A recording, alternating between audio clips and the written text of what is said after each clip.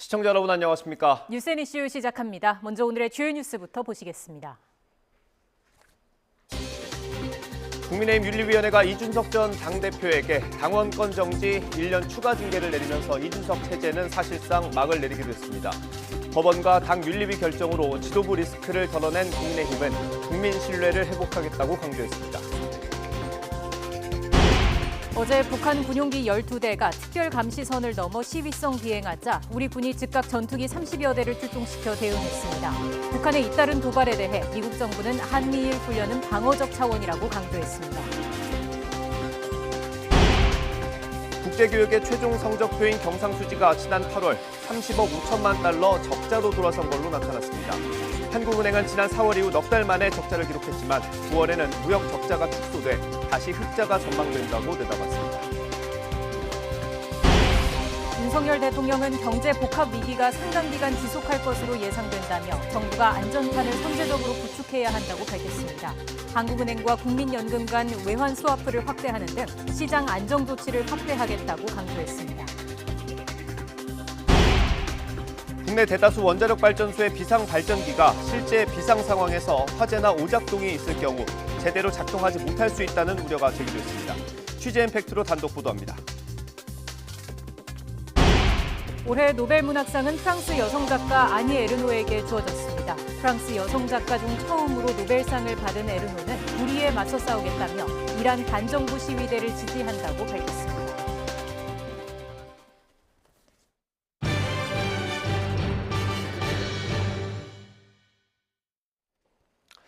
네, 국회로 먼저 가보겠습니다. 국민의힘은 법원과 당 윤리위의 결정으로 리스크를 상당 부분 덜어냈습니다. 당 지도부는 심기일전에서 이제 신뢰를 회복하겠다고 강조했습니다. 더불어민주당은 대통령실과 감사원의 문자 논란이 이른바 대감 게이트라면서 공수처의 수사를 촉구했습니다. 국회 연결합니다. 김승환 기자. 네, 국회입니다. 네, 오늘 국민의힘 분위기부터 전해주시죠. 네, 주호영 원내대표는 오전에 열린 국정감사 대책회의 모두 발언에서 국민이 당을 신뢰하고 믿을 수 있는 확신을 가질 수 있게 더 잘하겠다고 다짐했습니다. 우리 당을 짓누르던 가처분의 터널에서 벗어나게 된 것 같습니다.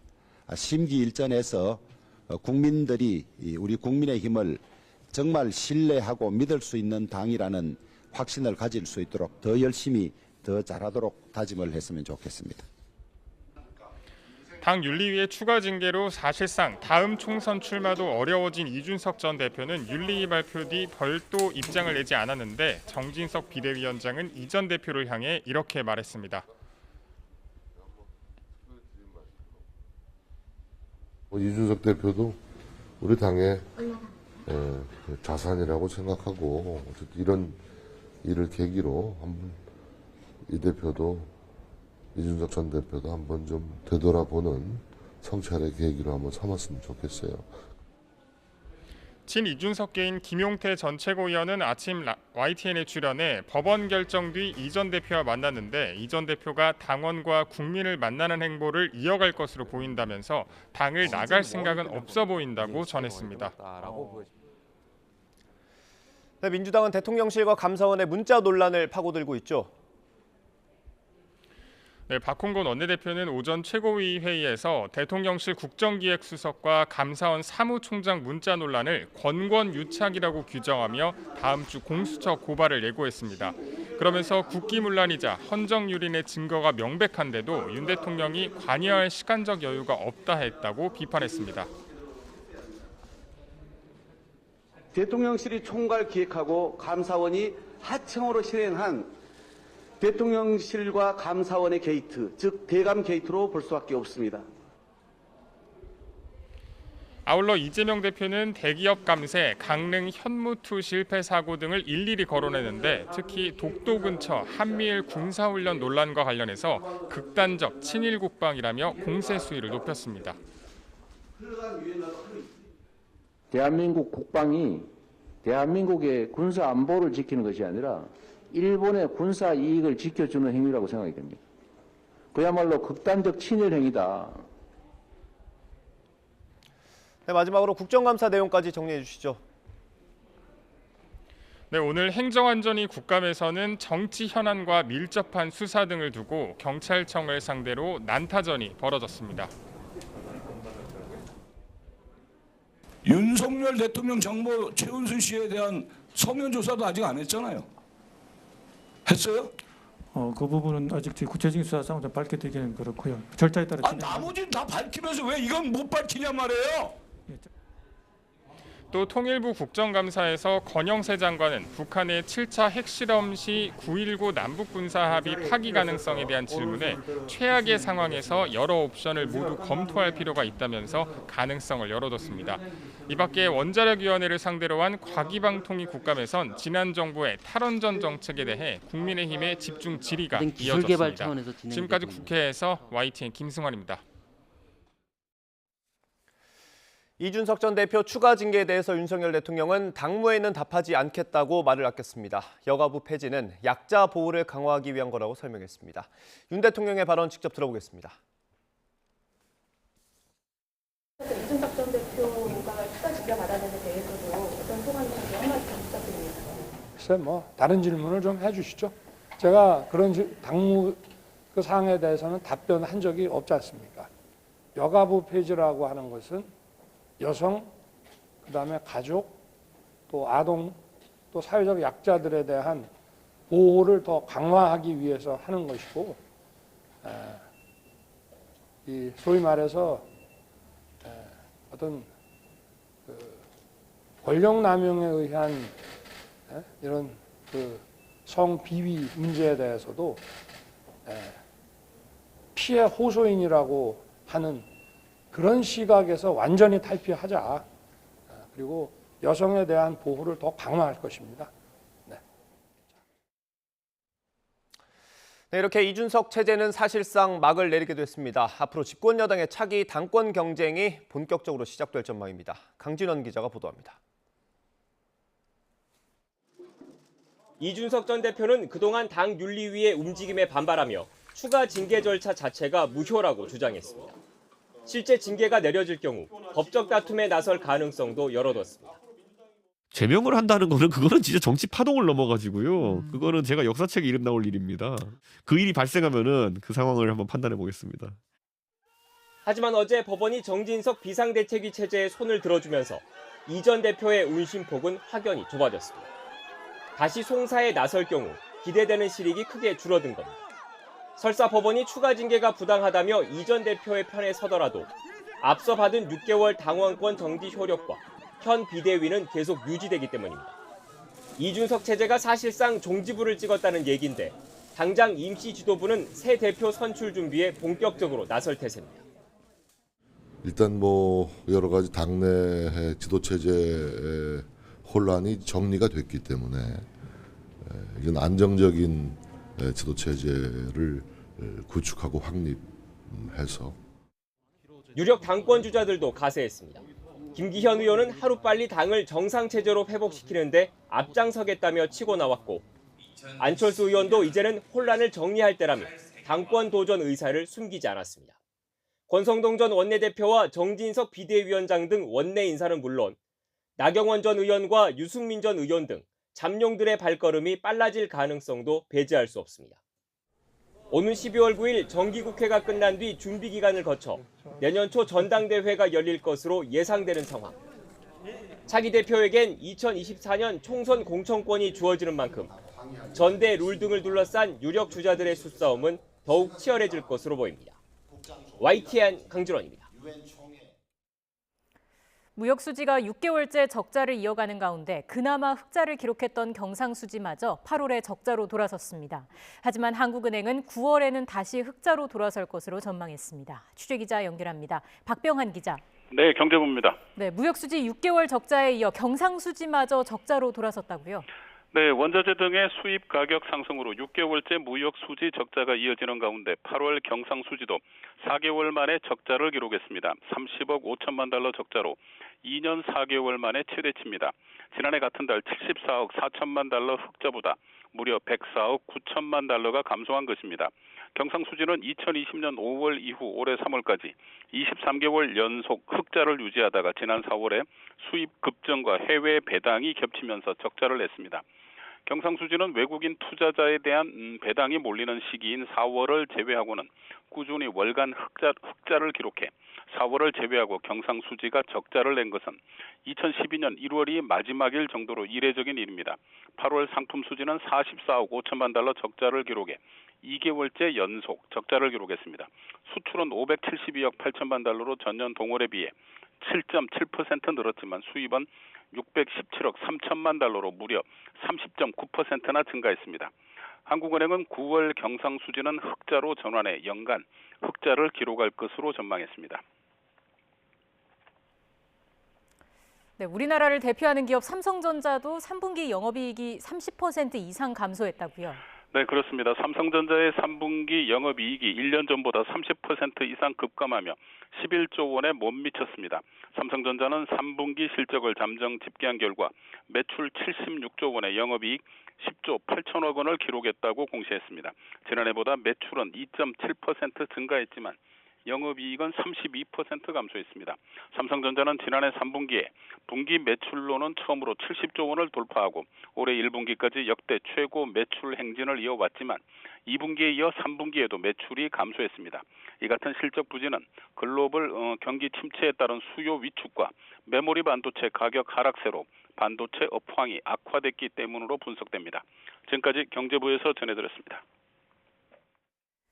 국제통화기금 IMF 총재가 세계 경제 침체를 경고하며 2.9%로 낮춰 잡은 내년 성장률 예측치를 더 내리겠다고 밝혔습니다. 미국과 중국 등 주요 국가들의 경기 둔화가 이미 시작돼 신흥국과 개발도상국의 연쇄적인 타격이 불가피할 것으로 내다봤습니다. 워싱턴에서 권준기 특파원입니다. 조지 워싱턴대 연설에 나선 크리스탈리나 게오르기에바 IMF 총재는 세계 경제가 근본적인 변화를 겪고 있다고 진단했습니다. 코로나19와 러시아의 우크라이나 침공, 기후변화 등 잇따른 위기로 전 세계가 심각한 인플레이션을 겪고 있지만 국제사회 분열로 해결은 더 어려워졌다는 겁니다.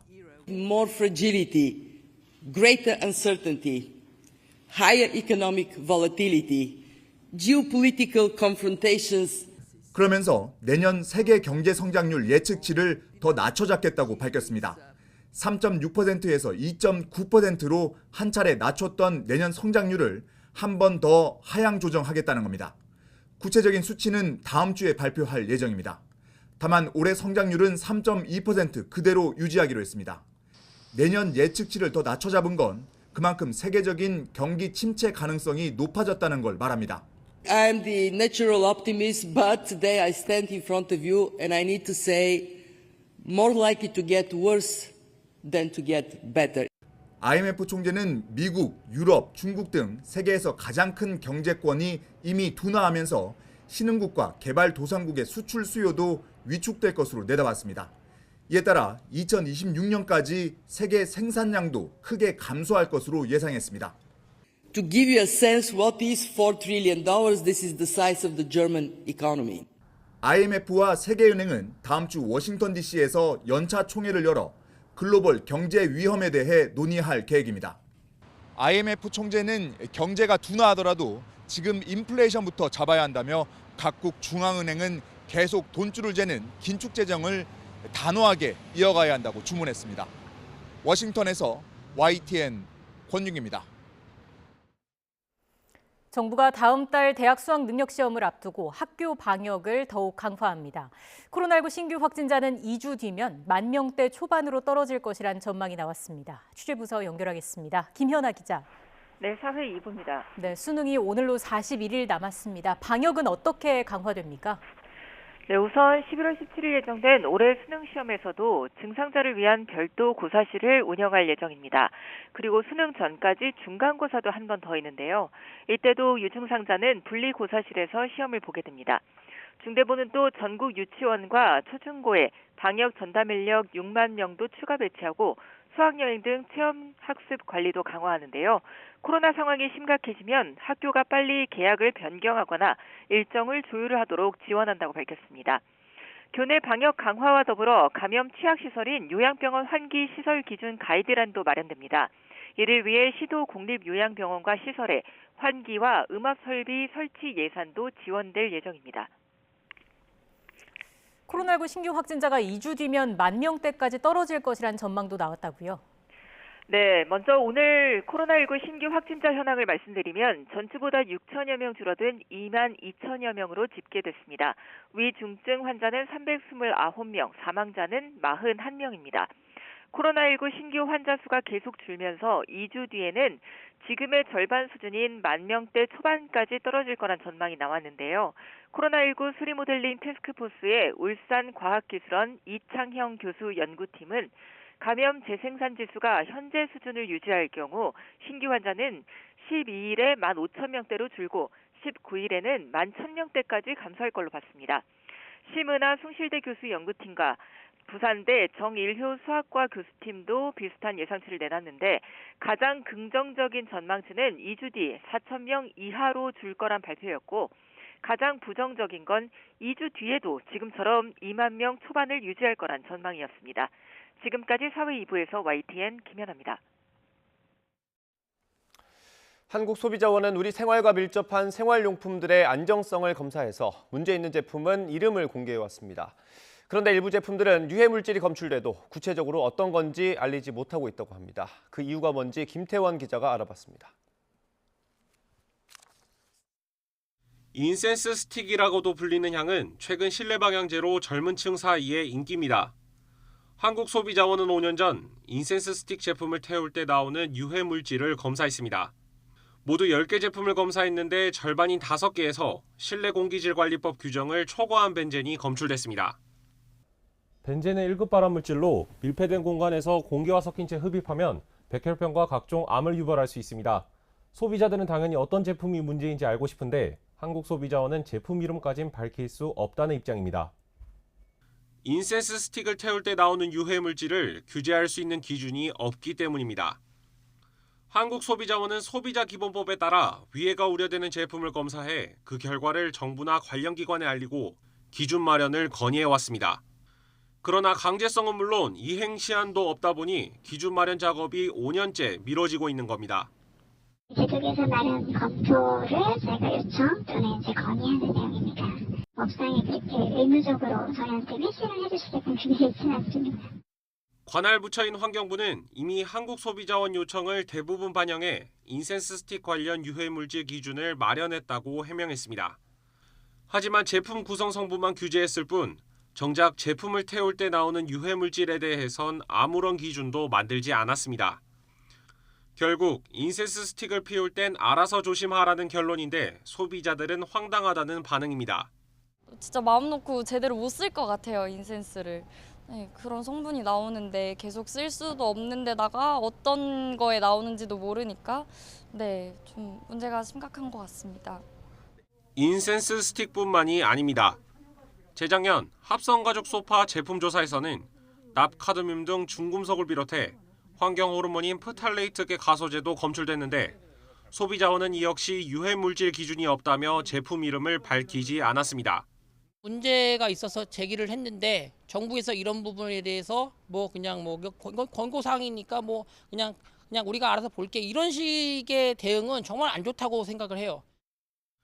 국가기술표준원은 기준 신설을 검토하는데 전문가 자문 등 준비 과정이 필요하고 업계 입장도 고려하기 때문에 시간이 걸릴 수 있다는 겁니다.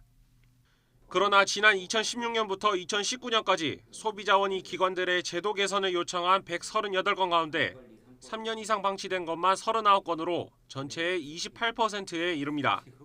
무방비 상태로 노출되어 있는 국민들이 가장 큰 소비자들이 가장 큰 어떤 피해를 입지 않을까 싶습니다. 개선되기 전까지라도 좀 이제 정보를 좀 국민들한테 소비자들한테 알려줄 수 있는 방법들이 필요하지 않을까 좀 생각합니다. 소비자원의 안전 권고가 제도 개선으로 이어지려면 이행 시한을 정하거나 연구 용역 등 검토 진행 상황을 투명하게 공개해야 한다는 지적도 나옵니다. YTN 김태원입니다. 명품 가방이나 옷을 온라인으로 파는 플랫폼 업체가 급성장하고 있습니다. 여러 사업자의 상품을 플랫폼 차원에서 보증한다는 걸 내세워서 큰 인기를 끄는 겁니다. 그런데 환불이 쉽지 않고 서비스도 좋지 않아서 소비자들의 불만이 급증하고 있습니다. 강민경 기자입니다. 이달 초 A씨는 명품 플랫폼에서 수백만 원짜리 가방을 주문했습니다. 자체 감정 서비스를 갖췄고 배송 전에 검수까지 한다는 홍보를 믿고 사기로 결정했습니다. 그런데 정작 도착한 상품 상태는 엉망이었습니다. 처음에 가방이 도착했을 때 누가 찢어서 열어본 것처럼 박스 전체가 훼손이 돼 있었고 가방 안에 내부도 많이 찌그러져서 도착한 상태였습니다. 진짜 문제는 다음부터였습니다. A씨는 상품 교환을 요구했지만 플랫폼 업체는 거부했습니다. 교환을 요청을 했지만 이제 내부적인 규정에 따라서 교환이 어렵다고 했고 근데 저는 그 내부적인 규정을 어디서도 찾아볼 수가 없었습니다. A씨는 결국 판매자와 직접 접촉한 뒤에야 가방을 교환할 수 있었습니다. 코로나 위기로 해외여행이 어렵고 보복 소비 심리까지 더해지면서 온라인 명품 플랫폼 시장 규모는 급격히 커졌습니다. 반대로 정작 가격에 걸맞는 서비스는 제대로 갖추지 않아서 소비자들의 불만은 갈수록 커지고 있습니다. 실제로 최근 5년 동안 명품 플랫폼 주요 3사에 제기된 소비자 상담은 2,290여 건에 달합니다. 이 가운데 절반에 가까운 1,200여 건이 지난 1월부터 8월까지 접수됐습니다. 지난해보다 2배 넘게 늘어난 수치입니다. 상담 신청 이유로는 청약 철회, 즉 환불 거부가 35.5%를 차지했습니다. 전문가들은 플랫폼 업체들이 주로 약관의 허점을 악용한 뒤에 소비자에게 제대로 설명하지 않는 수법을 사용한다고 설명했습니다. 일부 플랫폼에서 회원의 손해 발생 시 사업자의 책임을 일체 면제하는 약관 조항이 확인되었고 소비자 불만이 커지자 반란과 트렌비 대표를 국정감사 증인으로 소환했습니다. 최근 급성장한 명품 플랫폼의 과도한 반품비 요구나 소비자 기만 행위 등을 지적해서 해당 업체 대표들을 직접 불러서 잦은 시정을 요구토록 할 계획입니다. 공정거래위원회도 주요 3사 플랫폼에 대한 현장 조사와 약관 실태 조사에 착수한 상태입니다. YTN 강민경입니다.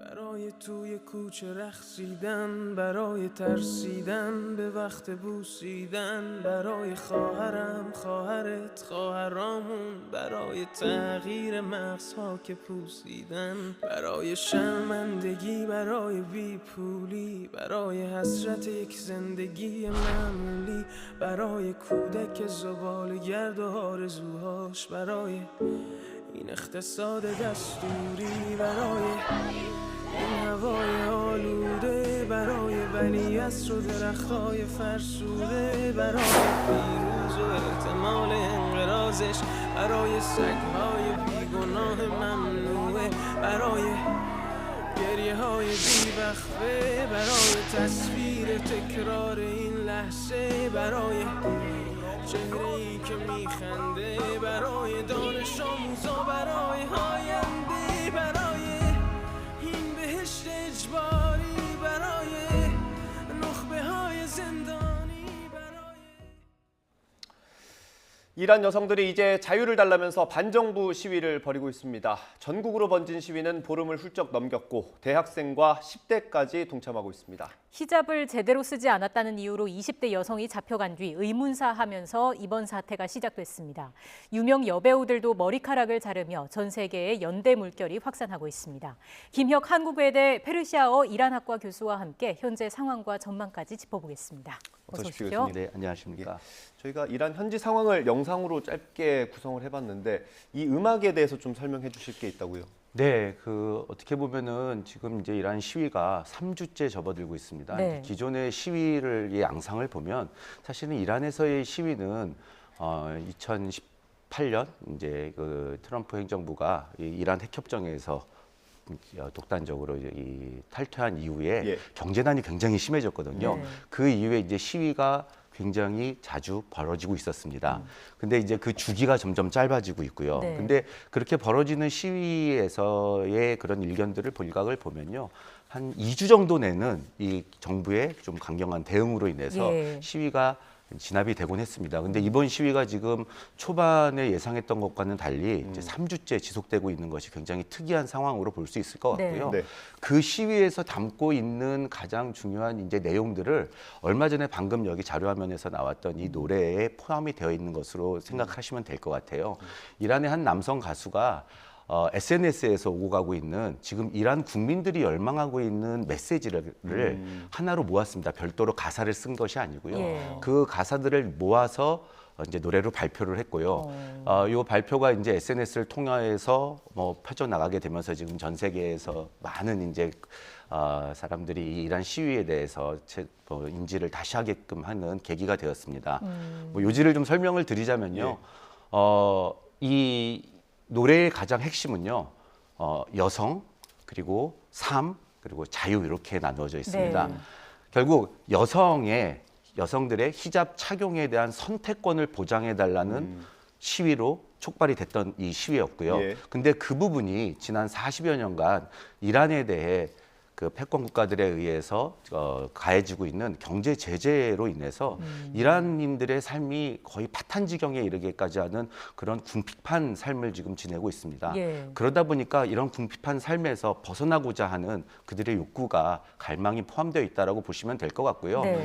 결국 그런 것들이 이란 사회를 더 좋은 이란으로 만들기 위해서 내부적과 외부적으로 저항을 할 수 있는 자유를 달라는 그런 현으로 이해하시면 좋을 것 같습니다. 그게 결국에는 여성, 삶, 자유로 규결되고 있다라고 이해를 하시면 이번 시위의 성격을 가장 정확하게 이해를 하실 수 있을 것 같습니다. 예, 혹시 지금 저희가 그 현지 상황 모습을 영상으로 보여드리고 있는데 어떤 이야기를 하는지 좀 들리십니까? 예. 뭐 잘은 들리진 않지만 네. 그래도 좀 음량을 키워주시면 저희가 잘 설명을 드릴 수 있을 것 같아요. 예. 이게 현지 시위 때 네, 시위대에서 지금 나오는 모습들이 사실은 지금 강경한 시위의 문구들도 있습니다. 이제 체제에 대한 반대도 있고, 네. 그리고 이제 여성에 대한 자유, 그 다음에 히잡에 대한 선택권 이런 부분들이 지금 포함되어 있는데 지금은 그렇게 뭐 대사가 많이 나오질 그러네요. 않고 있기는 한데요. 예. 근데 저희가 이 화면으로 보면 남성들도 꽤 많이 있습니다. 네, 사실은 시위에 뭐 이제 여성의 히잡을 착용을 허용해 달라는 시위이긴 하지만요. 그 여성이라는 부분이 사실은 나의 동생이 여동생이 될 수 있고 누나도 될 수 있고 어머니도 될 수 있고 이제 그런 부분이다 보니까 남성들도 이번 시위에 동참을 하게 된 것이고요. 네. 그리고 앞서 말씀드린 바와 같이 지금 이 시위의 양상은 단순히 히잡에 대한 뭐 착용 반대 시위가 아니고요. 그 안에 포함되어 있는 경제난, 궁핍한 삶으로부터의 탈출 그리고 그런 것들에 대한 자유, 이 저항을 할 수 있는 자유를 달라는 조금은 포괄적인 의미를 가지고 있기 때문에 시위에 참석하는 그런 계층들이 다양해지고 있다는 것으로 이해를 하시면 좋을 것 같습니다. 예, 그만큼 정부의 대응이 어떨지도 궁금해요. 사실 정부의 대응은 앞서 말씀드린 바와 같이 지난번 지속되고 있었던 이전의 시위들과 같이 어느 정도의 좀 강경한 대응으로 잠재울 수 있을 것이라고 생각을 했었는데요. 네. 사실은 이번 시위 같은 경우는 그 강경한 시위가 사실 먹혀 들어가질 않고 있는 것이고요. 예. 또 하나 이제 그런 와중에서 이제 해외로 이게 퍼져 나가면서 그렇죠. 이제 국제 사회가 연대 시위를 벌이고 있는 것이 지금 네. 이란 정부에 있어서는 굉장히 곤란한 상황으로 이제 각인되고 있을 것으로 생각됩니다. 예. 22살 여성이죠. 이름은 언급을 해야 될 것 같아요. 마서 아미니였습니다. 히잡을 제대로 안 썼다고 경찰에 체포가 돼서 연행이 됐고요. 예. 조사를 받는 중에 알 수 없는 이유로 사망을 했습니다. 예. 그래서 지난달 17일 이후부터 지금까지 시위가 이어져 오고 있는 겁니다. 예. 한 인권단체에 따르면 지금 시위 과정에서 100명이 넘는 사람이 숨졌다는 얘기도 있는데 지금 예. 정부 발표는 좀 어떻습니까? 사실 뭐 지금 시위가 진행되고 있는 와중이고 그리고 결국에는 인터넷들이 어느 정도의 지금 차단을 보이고 물론 인터넷이 뭐 온종일 차단되지는 않습니다. 지금 시위의 양태가 장기화되기 시작을 하면서 이 일과를 다 마치고 나서 오후 5시 이후에 이제 인파들이 모이기 시작을 하고 이제 시위를 하다 보니까 이제 인터넷이 한 오후 시간으로 넘어가면서 시위를 할 때쯤부터 이제 차단이 되고 있습니다. 그러다 보니까 어쨌든 뭐 통신은 자유롭지는 않은 상황이긴 한데 지금 그 시위대에 대한 사망의 숫자들은 각각 좀 차이가 있긴 하지만 어쨌든 세 자릿수는 넘어가고 있는 것으로 이해를 하시면 될 것 같습니다. 인명 피해가 더 커지지 않아야 할 텐데요. 이란의 평소 상황이 어떤지 알면 이번 사태를 좀 더 쉽게 이해할 수 있을 것 같아요. 네, 그렇습니다. 지금 뭐 요번에 이제 이란 처음에 시위가 났을 때는 어떻게 저런 나라에서는 아직도 히잡을 쓰게끔 강요를 하느냐. 라고 이렇게 생각을 하실 수 있는데요. 이번에 이제 많은 화면들이 저런 자료 화면들이 지금 보시는 바와 같은 화면들이 나오는데 저것에서 나오는 이란 여성들의 히잡의 착용을 보면요. 저희가 일반적으로 이슬람 국가에서 알고 있는 전신을 가린다거나 어떤 뭐 눈만을 내놓는다거나 하는 그런 양 방식과는 조금은 차이가 있습니다. 이란 정부에서는 히잡 착용에 대한 강요를 하고는 있지만 실제적으로 히잡 착용 방식에 대해서는 어느 정도의 자유권을 부여를 하고 있었습니다. 그리고 이제 이란에서의 이제 여성에 대한 인권에 대한 탄압 뭐 이런 부분들이 화두가 되고 있는데 사실은 중동에 있는 국가들 중에서 가장 교육열이 높은 곳이 이란입니다. 그러니까 이란이라고 하면은 좀 저희와 굉장히 유사한 점이 재수와 삼수가 있습니다. 결국 그 말은 엄청난 교육열을 가지고 있다라는 거고요.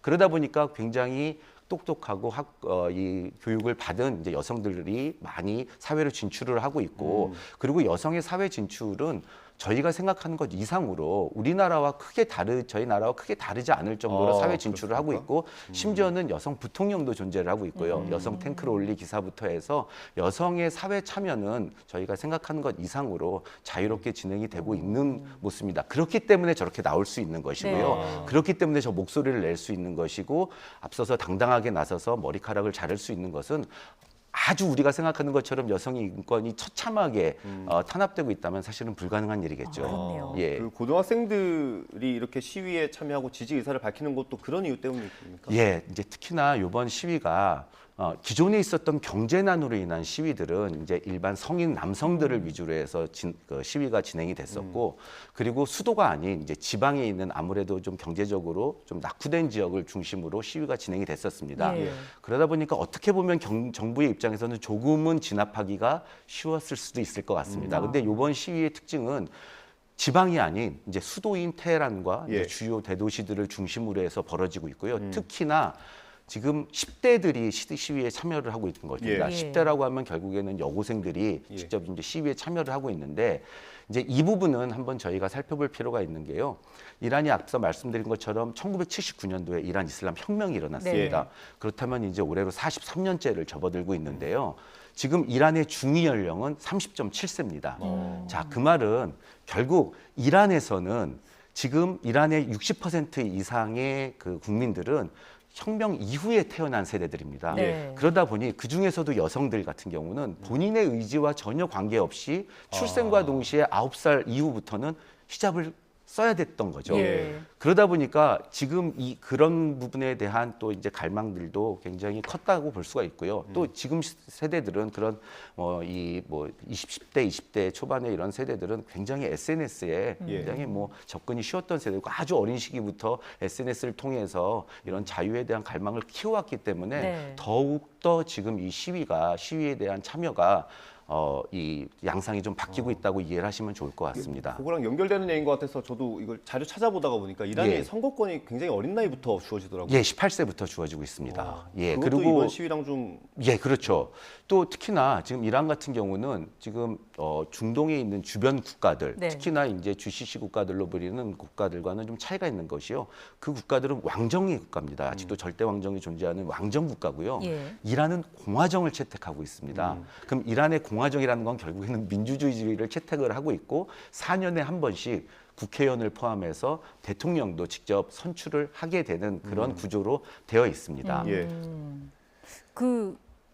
이 얘기를 좀 해보고 싶어요. 그 이란 여성들의 분노를 어쨌든 잠재우려면 히잡을 쓰지 않을 수 있는 그 자유를 보장하는 게 중요할 텐데 이게 이란도 국회가 있는 거잖아요. 그렇죠. 입법을 통해서 그럼 이게 해결이 될 수 있는 문제인 건가요? 입법을 통해서 해결이 될 수 있습니다. 하지만 이란은 앞서 말씀드린 것처럼 이란 이슬람 공화국입니다. 그 말은 공화국 체제를 가지고 있지만 이슬람 공화국, 결국에는 이슬람의 최고 지도자가 존재를 하는 거고요. 그러다 보니까 이런 입법을 통해서 헌법을 바꾸고 이런 히잡 착용에 대한 그런 이 규정들을 바꾸게 하려면요. 어쨌든 최고 지도자의 결심이 필요하게 된 겁니다. 대통령이 국가 원수가 되는 게 아니라 대통령도 존재를 하지만요. 그와 함께 동시에 이슬람과 공화정이 함께 존재를 하기 때문에요. 아직은 이슬람 최고 지도자의 역할이 조금 더 크다고 볼 수가 있고요. 예. 대통령 같은 경우는 4년에 한 번씩 연임을 할 수가 네. 있고 4년에 한 번씩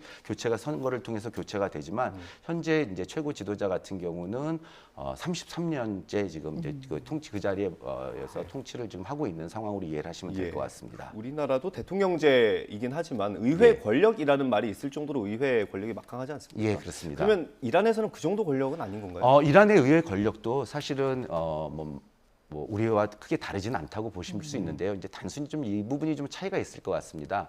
이란은 우리와 같은 여당, 야당이 존재하지는 않고요. 진영 간의 다툼이 좀 있습니다. 결국에는 보수 성향의 진영과 개혁을 추구하는 개혁 성향의 진영. 하지만 이제 이게 선거에 따라 가지고 선거의 후보자들을 결정하는 과정에서 일부 보수 성향과 이 개혁 성향에 대한 후보자를 선출하는 별도의 기관이 있다라는 것이 어떻게 보면 좀 이란 내에서도 진정한 민주주의로 나아가기에는 조금은 아직 걸림돌이 있다라고 좀 이해를 하시는 것이 조금 더 편하실 것 같습니다. 그럼 이번에 좀 변화를 이끌어내기 좀 힘들 수도 있다라고 봐야 합니까? 어쨌든 히잡이라는 문제는 이슬람의 율법에 규정되어 있는 문제이기도 하고 이란 이슬람 공화국이기 때문에 이제 43년의 이런 이슬람 공화국 체제 내에서 급변하기는 쉽지 않을 것으로 보입니다. 하지만 중요한 문제는요. 이란 정부에서도 이번 시위 같은 경우는 언제든지 다시 아주 작은 이슈로도 또다시 이런 10대나 20대들이 이런 시위를 다시 벌일 수 있다라는 그런 가능성을 보여주게 된 거기 때문에 이란 정부에서도 지난 43년 동안과는 조금 다른 좀 유연한 대처가 아주 절실히 필요한 시기라고 그리고 이란 정부에서도 충분히 그 부분에 대해서는 고려를 하고 있을 것이라고 믿어 의심치 않고 있습니다. 예. 아무튼 그 국제사회 도움이 좀 절실할 것 같은데 그 뭐 국내 축구 스타도 그렇고요. 뭐 세계 각국의 유명 배우들도 지금 여기에 동참을 하고 있죠. 네, 그렇습니다. 지금 이제 각국에서 연대 지지가 일어나고 있고요. 그 이란의 그 여성들의 이런 시위, 그다음에 이란에서 발생하고 있는 이런 인권에 관련된 시위에 대해서는 많은 지지를 보이고 있습니다. 근데 다만 우려되는 점은 앞서 말씀드린 것과 같이 단순히 이란의 시위가 지금 인권 탄압에 대한 시위뿐만 아니라요.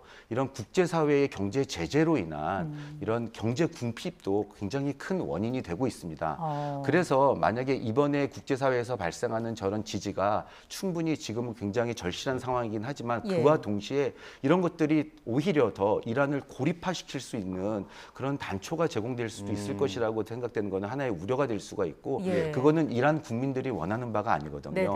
좀 더 이런 국제사회에서 이란과 대화할 수 있는 장을 조금 더 만들어주는 접근도 이번 이런 그 지지 시위와 함께 더불어져야 될 것이라고 생각이 되고 있습니다. 조금 전에 이 지지하는 영상들 잠깐 보여드렸는데 머리카락을 자르는 거예요. 이게 어떤 그렇습니다. 의미인지 설명을 해주시면 좋을 것 같아요. 이 이슬람에서 지금 이제 이란에서 지금 이 머리카락을 자르는 시위 이제 이런 것들은 이제 여성의 인권에 대한 저항으로서 기존에 있었던 이란의 이 1000년 정도 그 이전에 있었던 그런 뭐 샤너메라는 그런 이 소설에서도 이 여성들이 본인들의 인권을 표현하기 위해서 여성이 본인의 머리카락을 자르는 그런 행위들을 했다는 것에서 좀 유래할 수도 있을 것 같고요.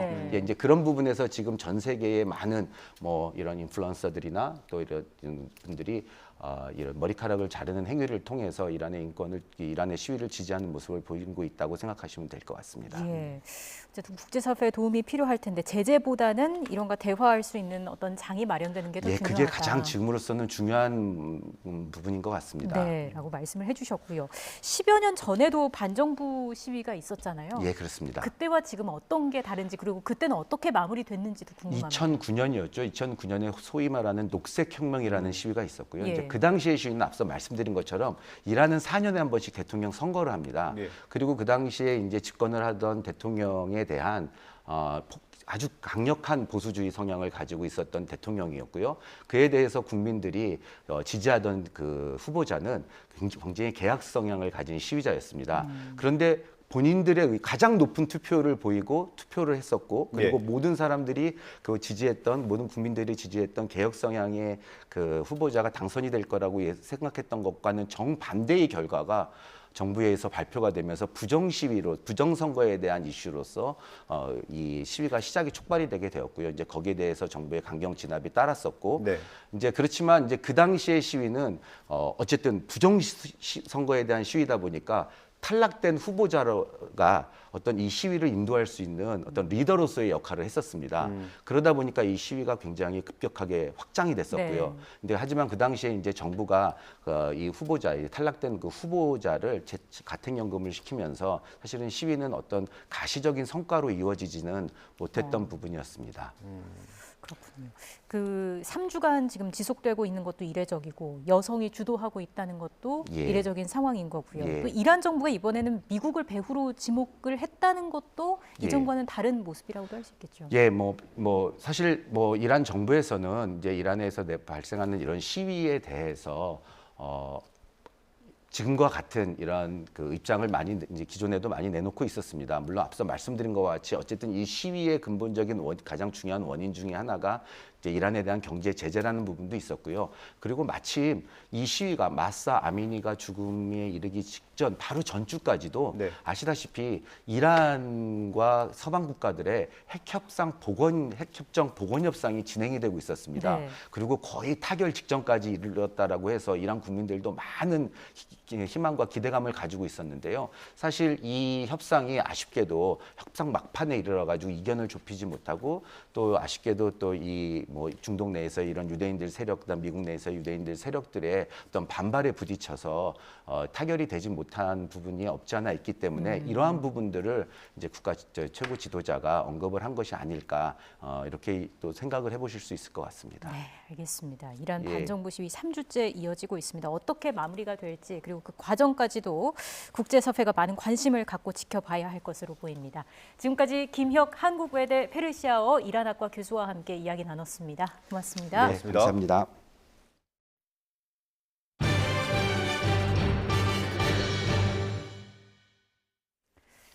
북한의 잇따른 도발에 대해 미국 정부는 한미일 훈련은 방어적 차원의 훈련이라며 한반도 영내에 위협이 되지 않는다고 강조했습니다. 북한의 어떤 도발도 동맹과 함께 대응해 나가고 추가 조치할 준비도 돼 있다고 경고했습니다. 김선희 기자가 보도합니다.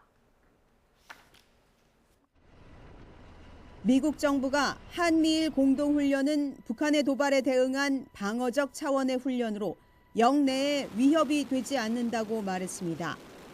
북한이 한반도 주변 수역에서의 3국 훈련에 반발해 무력 도발에 나선 것을 직접 반박한 겁니다.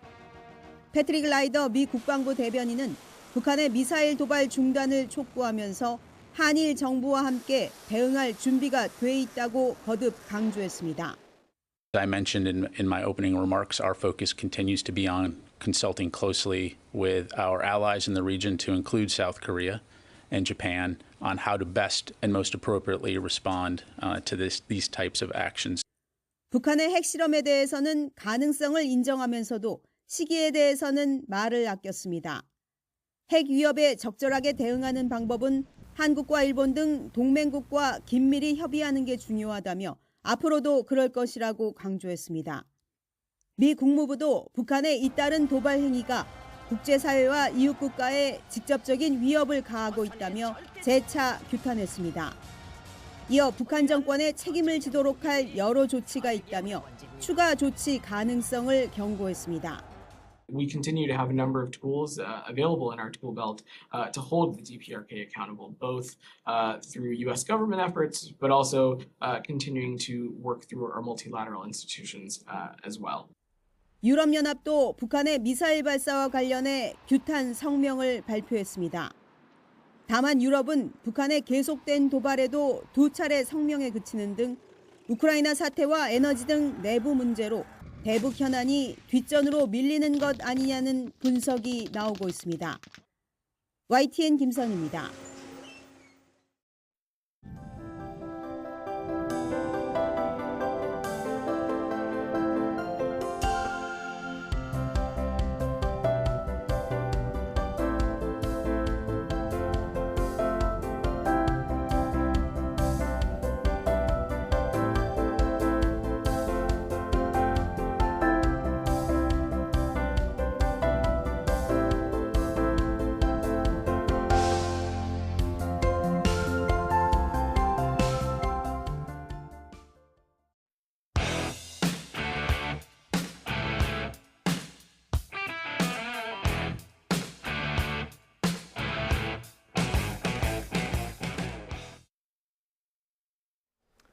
네, 오늘의 정치권 이슈 짚어보겠습니다. 최창열 용인대 교수, 김근식 경남대 교수 두 분과 함께합니다. 어서 오십시오. 안녕하세요.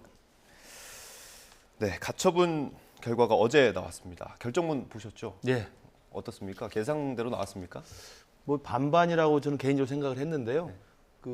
아마 법원의 같은 재판부잖아요. 같은 재판부 판사님인데 1차 가처분 인용과는 좀 당내 상황의 변화, 그리고 당에서 1차 가처분 주호영 비대위가 무효라고 판정했던 절차적 하자를 나름대로 당에서 절차를 밟아서 또 상임정국위원회, 전국위원회 의결을 거쳐서 계속 당원을 바꾸고 부족했던 어떤 절차적 하자 부분들을 이렇게 보완하려는 노력들이 좀 있었던 것을 좀 긍정적으로 평가한 것 같고요. 그리고 이제 지난번 1차 그 가처분 인용 당시에는 실체적 하자를 이야기했었어요. 그러니까 정당 민주주의, 그리고 정당법과 헌법에 보장된 정당 당원들의 민주적 참여라고 하는 부분을 위배했다. 이제 이런 부분 실체적 하자를 이야기했는데 어제 결정문에 보면 실체적 하자도 없는 것으로 보인다라고 이야기를 해서 저는 절차적 하자를 당이 상당 부분 보완해서 마무리했다는 것, 그리고 실체적 하자 부분도 그런 절차적 하자에 맞게 자율적 결사체인 정당에서 스스로 결정한 것인 만큼 그 부분을 존중했다는 것으로 아마 가처분을 각한 것을 기각한 것으로 보입니다. 그래서 뭐 그 내용 자체에 대한 판단에 대해서는 평가가 엇갈릴 수 있겠지만 저는 국민의힘 소속으로서 석 달 가까이 끌어왔던 이 지리한 당 내용 갈등이 어찌됐든 수습되고 마무리됐다는 면에서는 늦게나마 다행이라고 생각합니다. 최 교수님은 어떻게 평가하셨습니까? 당원 개정으로 일단 비상상황 개념이 명확해졌다라는 게 법원의 판단이잖아요. 지난번 같은 경우는 당원으로만 볼 때 실체적 하자가 발생했다고 봤는데 이번 이제 그걸 보정한 거였잖아요. 몇 가지를 좀 보완했잖아요. 당원에서 당대표 사퇴 등 거리할 때도 이건 비대위가 가능하다라고 명시했었고, 또 최고위원 4인 이상이 사퇴했을 때 그 거리도 이제 비상 상황이다라고 이제 정의를 내렸단 말이에요. 그런 것들 때문에 법원으로서 뭐 이런 이제 당 내부의 일이기 때문에 이건 이제 비대위 설치 요건에 해당한다. 라고 이제 당원을 바꿨기 때문에 거기에 따라서 비대위가 출범했으므로 이제 2차 비대위가 정진석 비대위원장도 적법한 것이고 비대위도 적법하다 이런 얘기예요. 다시 말하면 또 얘기했던 게 이제 당원을 소급해서 개정했다. 억지로 그 상황에 맞추려고 비상 상황을 만들려고 당원을 개정한 게 아니냐 이런 이제 비판이 있었고 바로 그래서 이번에도 인용이 되지 않겠느냐라는 예상도 많이 있었던 게 사실이었잖아요. 근데 그 부분만은 이제 그 당원을 소급 입법한 게 일반적으로 일반 법률에서는 위법한 건데 위법한 건데도 불구하고 당원에 관련된 것을 일반 법률을 적용하는 데 한계가 있다. 다시 말하면 당내의 자율성이라든지 이른바 우리가 정치에 사법화라는 거 이런 것들에 위배되지 않는다.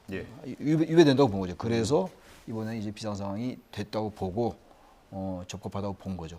아무튼 간에 아까 김 교수님 말씀하셨습니다만 너무 지루하게 끌어져 왔는데 이제 집권당이 집권 세력의 중심인 집권 여당이 좀 중심을 잡아나가야 될 것 같아요. 그동안 당 내분과 당 내용이 워낙 길었고 또 양쪽의 그 논리가 양쪽의 그 생각이 분명했던 거였거든요. 이준석 전 대표와 이른바 이제 당의 지도부 친윤 그룹들의 생각이 워낙 달랐고 충돌로 계속 일관돼 왔는데 일단 한 단계를 넘는 것 같긴 해요. 앞으로 상황을 좀 봐야지 알겠습니다만 일단 집권 여당이 이제 조금 정신을 차리고 민생으로 집중을 해라. 이제 그런 말씀 드리고 싶습니다. 네, 이준석 전 대표에 대한 가처분 신청이 어제 나왔고 그리고 윤리위도 결과가 나왔습니다. 당원권 정지 1년 더 추가가 됐는데 이거는 윤리위에 어떤 치밀한 계산이 있었다고 보십니까? 일단 지난 그 18일부터 추가 징계를 개시하겠다고 일단 그 공개적으로 선언을 했고요. 그 절차에 따라서 이제 어제 날짜를 잡아서 이준석 대표에게 이제 소명을 할 수 있도록 출석 요구를 했고 이준석 대표가 출석을 하지 않고 윤리위원회에서 이제 심의를 해서 결론을 내서 이제 추가 징계를 한 것인데요. 이 부분도 이제 그 비대위원장 효력에 대한 가처분은 어제 일단락이 됐습니다만 이 추가 징계에 대해서 이준석 대표가 지금까지는 이것도 가처분을 내겠다라고 이제 공언을 해왔습니다. 그러나 아마 어젯밤 늦게 나오긴 했습니다만 지금까지 아직 그 아무런 움직임은 없는데 만약에 공언한 대로 추가 징계에 대해서 가처분을 내면 이제 또다시 이제 가처분 정국이 일정 정도 유지될 수가 있다고 보는데 저는 지금의 상황에서 이준석 대표가 이 징계에 대한 가처분을 내는 것도 적절해 보이지는 않다. 물론 징계의 과중에 대해서 과연 맞는 것이냐, 과한 거 아니냐, 이게 정당한 것이냐는 논란은 충분히 있을 수 있다고 생각합니다. 그러나 가처분을 낸다 하더라도 그것이 법원에서 인용될 가능성이 높지 않고 그리고 또 그 비대위원회 당원 당규 개정과 같은 그런 정당 전체의 룰을 관련된 것과 관련된 것이 아니라 정당 내에 또 다른 독립 조직인 윤리위원회의 또 독립적 판단이기 때문에 그것에 대해서 가처분 자체를 법원이 판단하기는 쉽지 않아 보여서 저는 뭐 윤석 대표의 그 대응을 봐야 되겠습니다만 추가 징계에 대해서 억울하더라도 일단 이 부분에 대해서는 수용하는 것으로 일단락을 하면서 집권 여당의 내용을 정리하는 게 맞지 않나. 네. 물론 그 이미 이 국민의힘 내부의 윤리위원회에서는 추가 징계를 개시한다고 선언한 순간부터 징계를 하겠다는 의지를 분명히 보인 겁니다. 그리고 일관되게 징계 의지를 갖고 있었기 때문에 예. 이 부분에 대해서는 뭐 제가 볼 때는 이제는 마무리 수순으로 좀 받아들이는 것이 겸허하게 지금의 집권당의 직전 당대표를 했던 사람으로서 올바른 자세가 아닌가 싶습니다. 이게 뭐 좀 자진해서 당을 나가는 자진 사퇴를 어떤 유도하려는 것도 있을까요? 그것보다는 좀 애매한 결정을 내린 것 같아요. 보통 얘기들 하기에 지난번에 6개월 당원권 정지를 했기 때문에 그것보다 이제 더 높은 수위라는 게 탈당, 권유 또는 이제 제명이었는데 그렇게는 안 했단 말이에요. 안 하고 1년을 더 연장했어요. 1년 6개월이 됐으면 보니까 2024년도 1월 8일까지예요. 1월 8일이면 이제 2024년도 4월 10일이 총선이에요. 그럼 이제 총선 석 달 전에 이제 징계가 끝나는 거거든요. 그러면 공천관리위원회가 심사하는 게 대개 한 3개월 전에 만들어진다고 보면 공천할 수가 있는 거죠. 출마할 수가 있는 거예요. 신청이 가능한 거죠. 신청도 가능하고 뭐 이제 공천을 한다면 뭐 출마할 수 있는 거란 말이죠. 근데 지금 이렇게 애매하게 해놨으니까 어떻게 될지 모르는 상황이에요. 1년 반 이후면 굉장히 시간이 많이 남은 거란 말이죠. 그렇다고 지금 이런 상황에서 당을 완전히 나가라, 또 제명, 탈당이 아니기 때문에 자진사퇴도 아니고 이렇기 때문에 이준석 전 대표로서는 노원병에 출마할 생각을 갖고 있을 수가 있을 거예요. 그러다 보면은 밖에 이제 이른바 장외 여론전을 펼치기가 대단히 애매하게 됐다고요. 이 상태에서 좀 이제 여론이 좀 바뀌고 여론전이 바뀔 수도 있는 거고 또 그때의 정치 상황이 어떻게 될지 전혀 알 수 없는 거잖아요. 또 정부나 또 윤석열 정권에 대한 지지율도 이제 변수가 될 것이고 이렇다면 이제 이준석 전 대표는 다시 재기할 수 있다.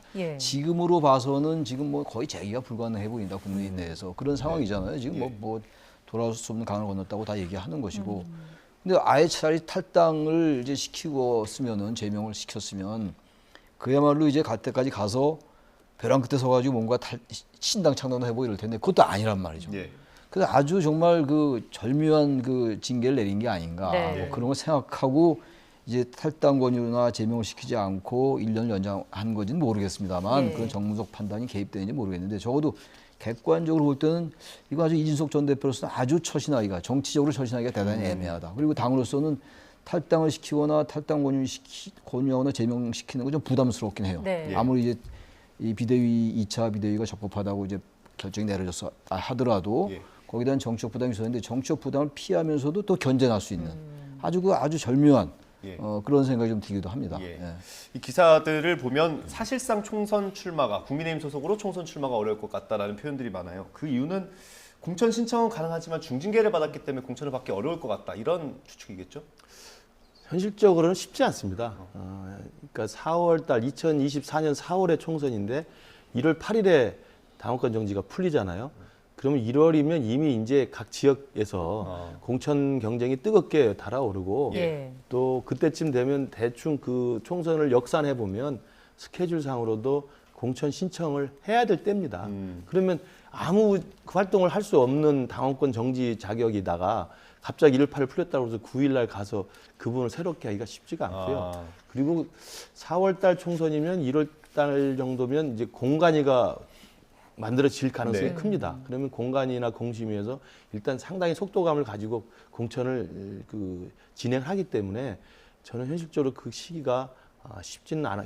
그 스케줄상으로 쉽지 않다는 말씀드리고 그러나 이제 아까 최 교수님 말씀대로 정치는 생물이고 그리고 2년 뒤에 총선에서는 수도권이 결국 큰 그 관전 포인트가 되지 않겠습니까? 그러면 수도권에서 승리가 그 총선 승패의 관건이라고 한다면 새로 등장한 당 지도부 입장에서 수도권에서 승리하려면 중도 보수 표심을 흡수해야 되고 그다음에 젊은 또 20대 MZ 세대들의 표심을 흡수해야 된다고 하는 절박한 필요가 있을 수 있습니다. 아까 말씀하신 지지율이 영향을 미칠 텐데 그때 윤석열 정부가 지지율이 높다고 한다면 뭐 크게 개의치 않을 수도 있지만 지지율이 지금처럼 답보 상태이고 총선이 정말 승패를 알 수 없는 박빙이라고 한다면 수도권에 이준석으로 상징되는 표가 일정 정도 그 승패에 큰 요인이 된다고 판단이 되면 네. 1월 8일에 풀려도 데려다가 모셔다가 또 총선에 어떤 중요한 상징적 인물로 모셔갖고 갈 수가 있죠. 예. 저는 이제 그런 것들의 상황들은 남아 있다고 보는데 현실적인 일정상으로는 쉽지는 않아 보인다.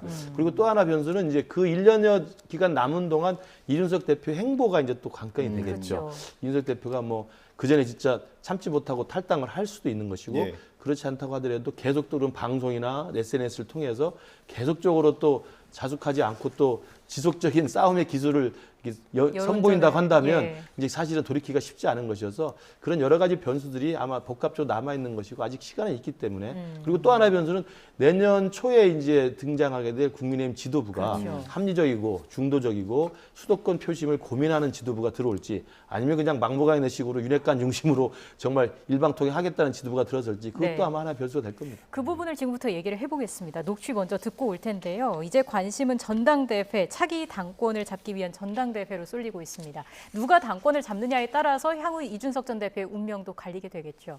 벌써부터 전대 룰에 대한 얘기도 나오고 있습니다. 관련 내용 들어보시겠습니다. 결과적으로는 차기 전당대회에 달려 있다고 봅니다.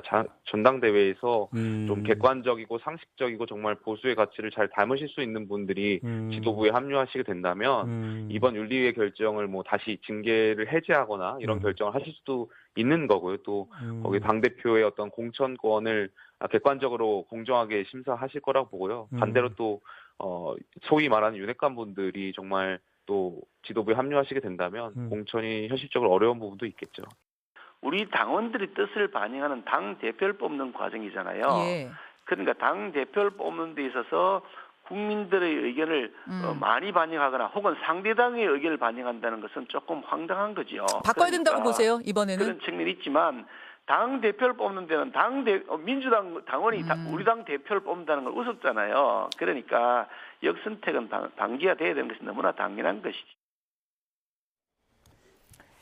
네, 차기 지도부가 어떻게 구성이 되느냐에 따라서 이 전 대표의 징계가 조기에 면제될 수도 있다 이런 얘기가 나오고 있는 거잖아요. 이거는 뭐 유승민 전 의원을 생각을 하면 될까요? 뭐 유승민 전 대표 전 의원이 아무래도 변수가 될 것 같아요. 근데 지금 지지율은 높은데 국민의힘 내부에서의 지지나 당 입지는 뭐 아주 빈약한 네. 상황이란 말이죠. 근데 이제 앞으로 이제 대통령의 지지율 그리고 이제 국민의힘의 지지율에 따라서 바뀔 것 같아요. 아까도 말씀 좀 나눴습니다만 이 정치 지형에 대해서 현재 정치 지형이 양극단의 진영 논리로 가고 있는 건 분명하잖아요. 네. 오히려 더 심해지는 것 같단 말이에요. 이런 것들에 대한 비판이 굉장히 많은데도 불구하고 점점 진영 정치로 가고 있는데 이런 부분들에 대해서 어떤 중도 보수에 대한 그런 그 수요는 분명히 있는 거거든요. 물론 안철수 전 대표가 안철수 의원이 그 부분을 시도하다가 다시 이제 국민의힘에 다시 들어왔고 김동연 현재 경기지사도 이제 그런 얘기를 하다가 결국 민주당으로 이제 각각 품에 안긴 거예요. 양대 그 정당들의. 저는 쉽지 않다고 보는데 만약 유승민 전 대표나 유승민 전 의원이 이런 부분들에 대해서 뭔가 좀 국민의힘에 대한 공격의 도를 좀 낮추면서 좀 수위 조절을 하면서 중도 보수에 호소하는 그렇게 돼서 지지율이 높아진다면 저 가능성이 있다고 생각하는데 문제 역시 국민의힘 내부의 그 표심을 어떻게 끌어모을 거냐의 문제예요. 전당대회 문제니까. 네. 김기현 의원의 말이 일리가 있잖아요. 전당대회가 이제 일반 여론조사도 있고 이제 국민의힘 내부에 당원 대의원이 다 있단 말이죠. 네. 이게 뭐 역선택 얘기가 나오긴 나오는데 그렇다고 역선택을 방지한다고 마냥 일반 여론조사를 줄이기는 어려울 거예요. 하나의 추세이기 때문에 예. 아무리 당내 행사라 하더라도 일반 민심과 어느 정도 이렇게 좀 부합하는 쪽으로 가야 되거든요. 네. 너무 다를 수는 없는 거예요. 당심과 민심이 전혀 다르다. 그건 바람직하지 않아요. 근데 그런 결과는 많이 있었죠. 네. 아무튼간 유승민 전 대표나 이준석 전 대표도 마찬가지. 유승민 전 의원도 과도하게 이제 국민의힘의 주류에 이렇게 자꾸만 각을 세우다 보니까 자꾸 당심에서 멀어지는 경향이 있거든요. 그럼에도 불구하고 일반 중도 민심은 또 나름 의미가 있다. 보수는 보수인데 개혁적이고 비판적인 목소리를 내야 될 거 아니냐. 이런 또 요구가 있단 말이죠. 네. 이런 걸 잘 결함한다면 저는 가능성이 있다고 보는데 그렇지 않고 과하게 너무 보수와 이제 각을 세운다면은 그건 중도 보수의 어떤 그 정체성을 잃을 수가 있어요. 예. 그게 전 큰 변수가 아닐까. 큰 흐름에서 말이죠. 그런 생각이 듭니다. 이준석 전 대표가 유승민 전 의원과 손잡을 가능성, 또 다른 사람을 내세울 가능성은 어떻게 보세요? 그 이준석 대표가 이제 당권에 도전할 가능성은 봉쇄된 거잖아요. 그러면 이준석 대표로 상징되는 이 당원들의 일정한 흐름들이 있을 겁니다. 그리고 이준석 대표가 이 석 달 정도의 이 당내 갈등 기간 동안 계속 많이 했던 이야기가 당원 가입하기 좋은 날입니다가 제일 많았잖아요. 그럼 이준석 대표를 지지하기 위해서 지금 당원에 들어와 있는 분들도 적지 않을 거예요. 그럼 그 표심도 사실은 있습니다. 그러면 이준석 대표 본인은 당권 경쟁에 뛰어들 수 없지만 이준석 대표와 궤를 같이 하는 그 이준석 대표의 어떤 중도 보수 또 수도권 민심에 부응할 수 있다고 생각되는 당권 주자가 있다고 한다면 그 사람과 연대하거나 지지를 할 수 있는 충분히 있다고 생각합니다. 근데 그 후보가 유승민인지 아닌지는 제가 그건 확답하기 어렵다고 생각합니다. 이준석 대표가 우선 유승민 전 대표가 출마할지 안 할지 아직 공식적으로 밝히지 않았고 또 출마한다 해도 이준석 대표가 유승민 전 대표를 공개적으로 지지해서 서로 연대를 할지는 아직은 제가 볼 때 좀 불분명한 게 있고요. 또 하나는 이준석 당대표가 자기로 지지되는 어떤 당원의 표심들, 그다음에 민심들의 어떤 이 여론들을 누구에게 같이 이 결합을 시켜야만 본인에게 유리하고 또 총선에도 도움이 될지는 아마 이모저모 여러 가지 고려 변수가 있기 때문에 생각을 할 것으로 보이고요. 어찌됐든 제가 말씀드린 것처럼 이제 당권 경쟁에 본격 나섰기 때문에 많은 분들이 이제는 뭐 자기들의 이야기를 하겠습니다만 제일 중요한 관건은 임기 초반에 석 달 동안의 이 황금 같은 기간을 집권 여당이 다 이제 잃어버린 거잖아요. 이제 늦게라도 다시 정신을 차린다면 다음 전당대 지도부는 어찌됐든 2024년 총선에서 이길 수 있는 그런 지도부여야 되고 그것은 특정 지역에 갇혀 있는 그리고 이른바 윤핵관이라고 상징되는 대통령에게 눈치만 보고 줄만 서는 완장찬 부대들 중심의 지도부가 아니라 수도권 민심에 부응하고 중도와 보수를 아우를 수 있고 또 여야 관계에서도 협치가 가능하고 그러면서도 윤석열 대통령과 근본적인 신뢰관계가 있는 대통령실과의 서로 간의 집권 여당과의 온전한 당정 관계를 잘 이끌어갈 수 있는 그런 당대표, 그런 최고위원으로 라인업을 구성해야만 저는 총선에서 이길 수 있다. 그것도 겨우 이길 수 있다고 생각하기 때문에 그런 부분에 대해서 아마 국민들이 냉정하게 판단하실 거고요. 그 국민들의 판단과 여론이 만들어지면 우리 당원들이 뭐 한쪽으로 쏠린다고 하지만 그렇지 않습니다. 지난 1년 전에 이준석 대표를 당대표 뽑을 때 보면 결국 민심을 또 쫓아가는 게 당심입니다.